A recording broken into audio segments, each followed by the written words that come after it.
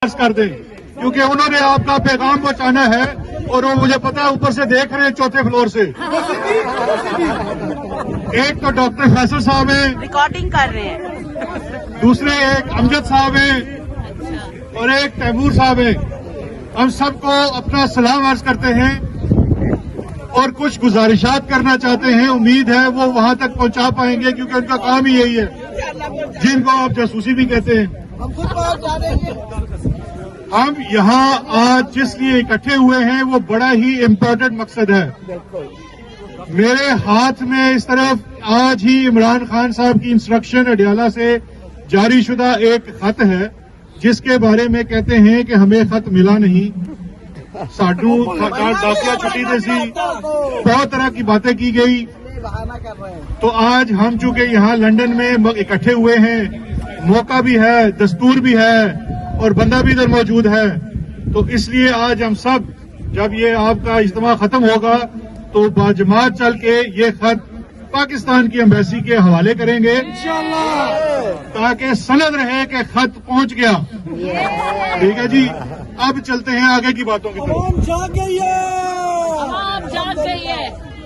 جناب والا عمران خان نے خط کیوں لکھا؟ پہلے ذرا ایک منٹ کے لیے صرف توقف کر کے عمران خان کے ساتھ اس وقت جو ظلم, جبر اور فسطائیت جاری ہے پاکستان کی تاریخ میں کسی بھی سیاسی لیڈر کارکن کے ساتھ شاید نہ ہوئی ہو. یہ صرف اس شخص کا حوصلہ ہے اور ایک لحاظ سے میں کہوں گا سپورٹس مین شپ بھی ہے کہ اس نے ان کی چیخیں نکلوا دی ہیں اور وہ آج بھی ان کی طرف دیکھ کر مسکراتا ہے.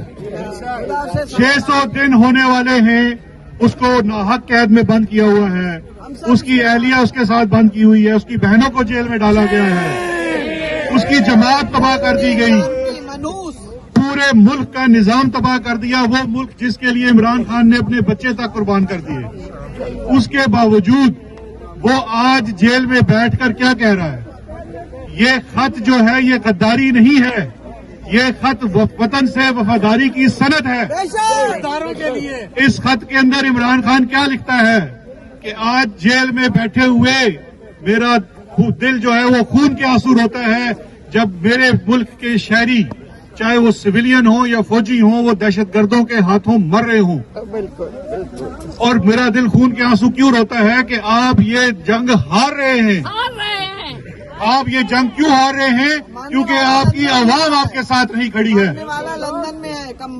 اور آپ کی عوام آپ کے ساتھ کیوں نہیں کھڑی ہے یہ 6 نکات میں وہ شخص کلیئر کرتا ہے. جو اوپر بیٹھ کے چوتھے فلور پہ سن رہے ہیں آج میری بات سن لیں. شاید آپ کو انگریزی پڑھنا نہ آتی ہو تو ہم آج آپ کو اردو میں اور کہیں گے پنجابی میں بھی سنائیں گے کہ اس نے وہ 6 باتیں کون سی لکھی ہیں. آج آپ کی عوام 240 ملین عوام آپ کے ساتھ نہیں کھڑی ہے.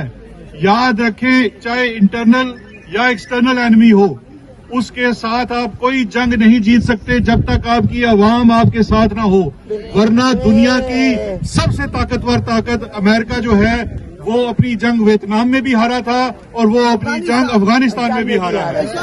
تو لہذا آج بھی آپ کو عمران خان آخری موقع بھی دے رہا ہے اور مشورہ بھی کہ اپنی عوام کے ساتھ جو وہ اپنے ان گنت ظلم کیے ہیں اس میں سے صرف 6 ظلم گنواتے ہیں.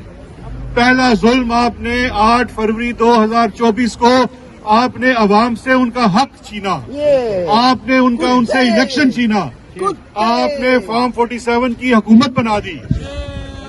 تو یہ ہو گیا آپ کا پہلا جرم.